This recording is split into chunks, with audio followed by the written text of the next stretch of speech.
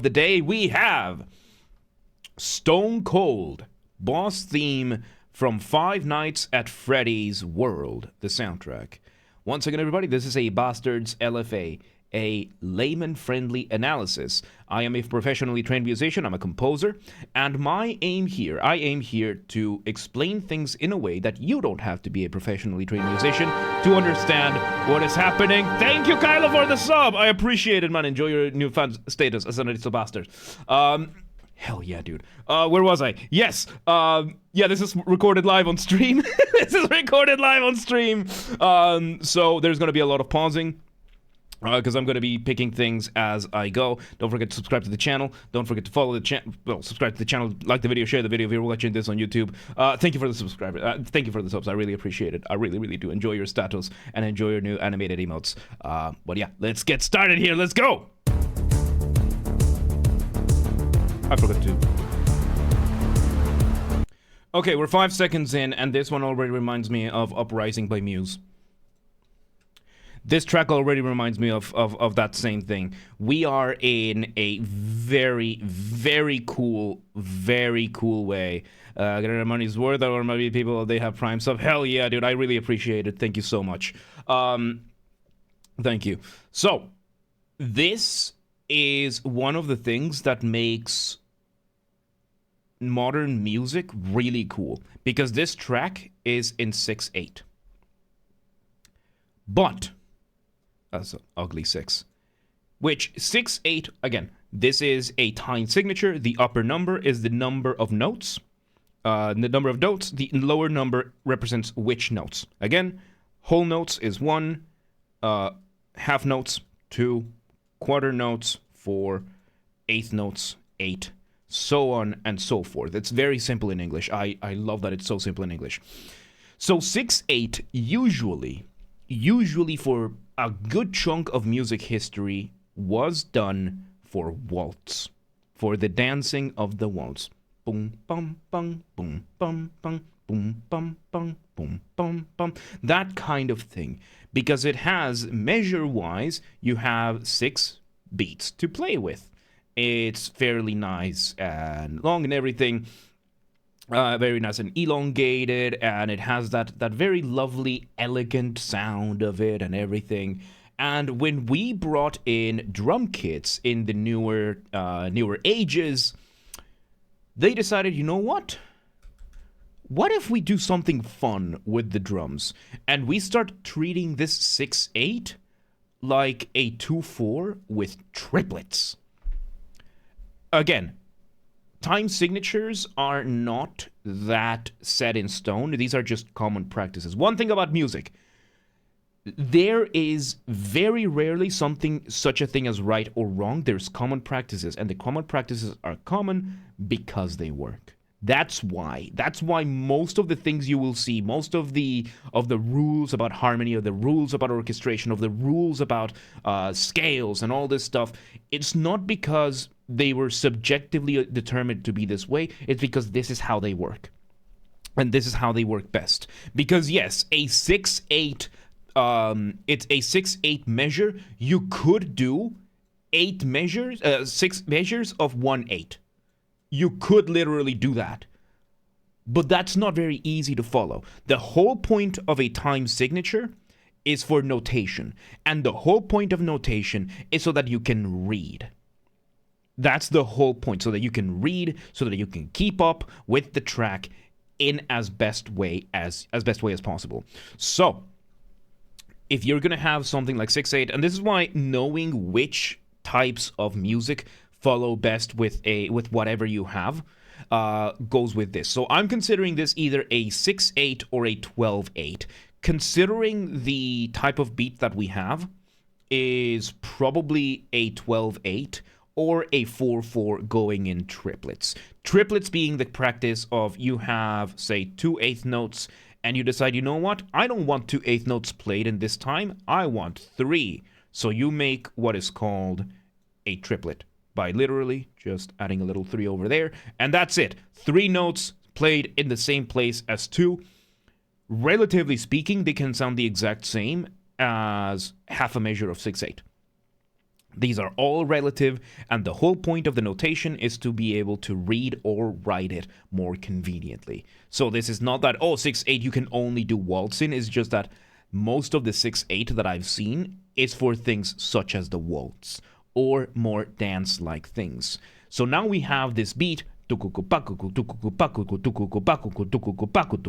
now we have this feeling of either 6/8 or 12/8 or 4/4 in triplets, however you want, but it's giving us a very like hoppity, hippity, hoppity, if you want to put it that way, sound of moving forward, and it gives it a very different type of pace than your average.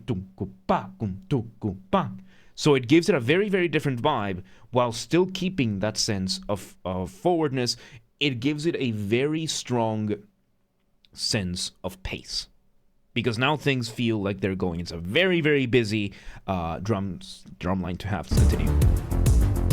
And we have, of course, the synth with our initial melodies.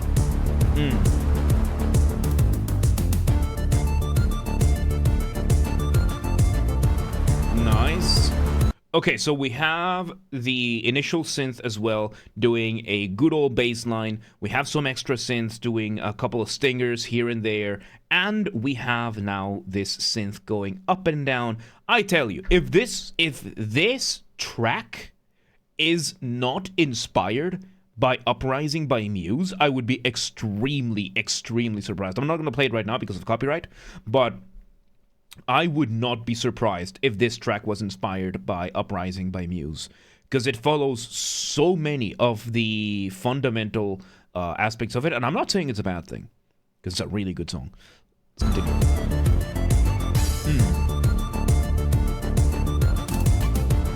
So yeah, we have it. Oh yeah, I told it, yeah. Oh, and now we have the motif. Let's continue. Okay, really cool. So we had a very solid intro. That was a really, really fun intro. Now we have a very interesting use of synths, because these are panned. These synths are panned. The concept of panning is whenever you have, let's say this is, that synth is used in hardstyle. It seems to be used in hardstyle a lot. Let's say that this is you. And you have hearing on your left ear and your right ear. And let's give you like a little smiley face. So we have hearing on both ears, the overwhelming majority of us at least. And when you have panning, usually, you have the speaker with the audio waves coming from here. And usually nowadays we use stereo, which means it goes from left to right. And panning just means giving something a focus more on one side or the other. So right now we have the left ear playing the melody, the motif that we have, and the right side playing the chords. Another synth with the chords. Different textures, different synths, completely different, using these two different things. Usually you want, like whenever it comes to panning, the most effective use of panning is usually going to be, for example, in metal, that you have your person here, your hearing, and you have a left and a right, and you want to have like guitar 1 and guitar 2 playing mostly the same melodies, one on each ear. This is the most common thing to do. Doing something like this is a risk, especially if you're dealing with somebody that maybe doesn't have the best headphones, or a lot of people that take one headphone off. I know that. Like, if you are somebody that lives with people, imagine living with people, am I right? A lot of the times people will just not have one headphone on.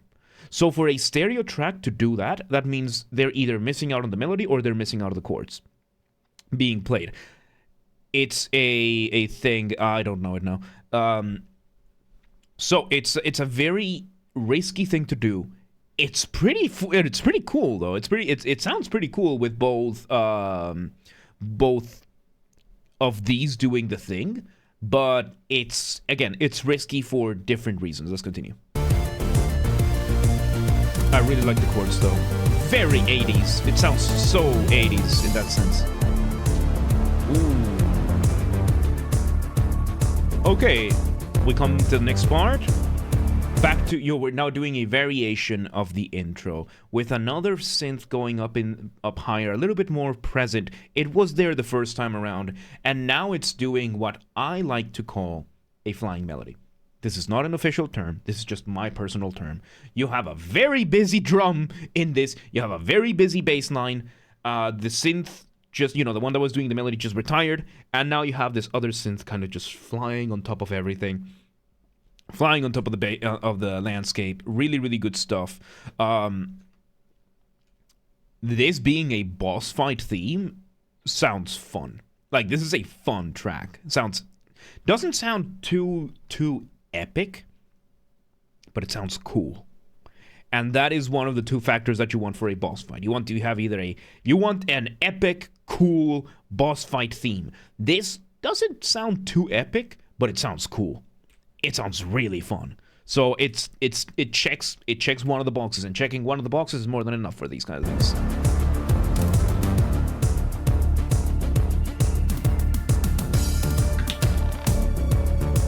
Yep, we have this. It's not a very direct melody.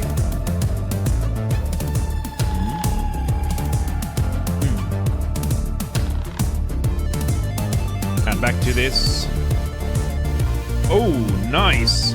Now that same synth is doing a variation of that initial motif, but now it's shredding. Now it's shredding. I like it. Oh, look at that go. Do not fade out. Please, for the love of God, do not fade out.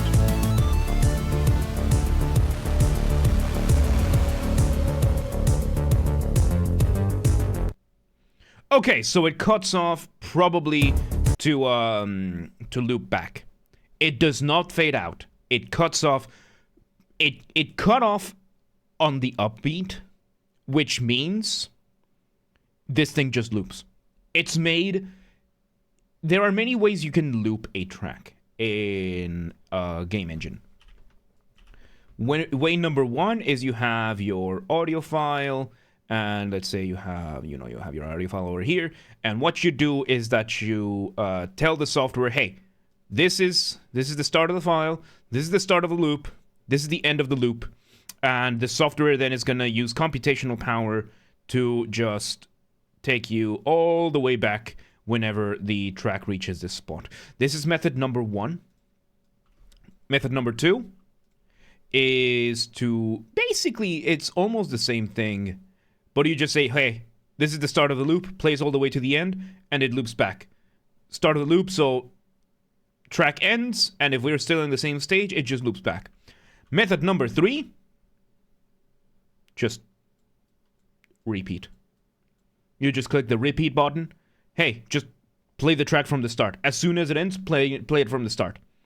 And it's actually Scott Carlton. Nice, I don't know who that is. So yeah, this is this method. The track is just made to be repeated over and over again. Because I tell you, let's hear that last bit, you know, the last couple of seconds. And I'm just gonna hit click as soon as it stops.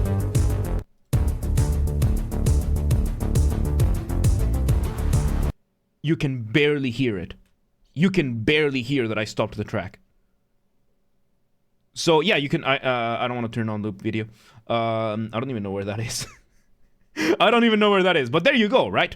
Yeah, if you were to actually loop it, we might not have that clipping that we had, but the whole point is, that's how it is.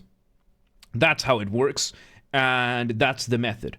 So, good for them, because the song did end on the upbeat, which means it didn't end with the start of a measure, which is usually how you end many tracks. This track is built to be looped. They are aware of what they're doing, which is something I really like about the Five Nights at Freddy's thing. It's not for me. It's not for me. Five Nights at Freddy's, as I've said many times before, is horror for children, and it is really good at that. It's a really, really good. Like, if my kids ever want to play horror, I'm giving them Five Nights at Freddy's. Because it's not something that is going to scar them for life. And it seems that they are very, very well aware, and they have a lot of these things very well and present in the thing. Like, it seems like a lot of these things are very proactively, very consciously made. And I like that. I like that. It seems that these people know what they're doing. And yes, while this is not a Expedition 33 Lorien Testard level of soundtrack, like it's, you know, it's not a Dark Souls 3 level soundtrack, this is still a really fun track. And I'm pretty sure in the context of the game, which I have not played, it's probably going to be a lot of fun considering everything else. And it's probably going to have motifs that engage with the character at hand and everything. This is probably going to speak a lot more once you are in gameplay. So very good stuff.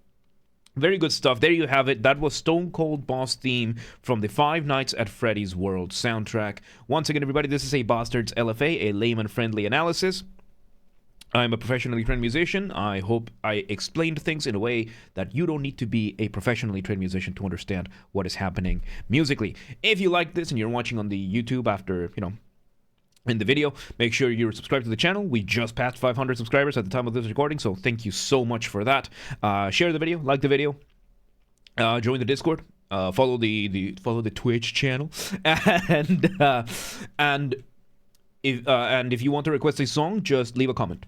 And you're not watching on the live stream, just leave a comment of what track you want me to do. Game soundtracks only, original soundtracks only. So yeah, there you go. With that being said, there you have it. That was Stone Cold, the boss theme from Five Nights at Freddy's World. Really, really good stuff. Really, really good stuff. But yeah, let's move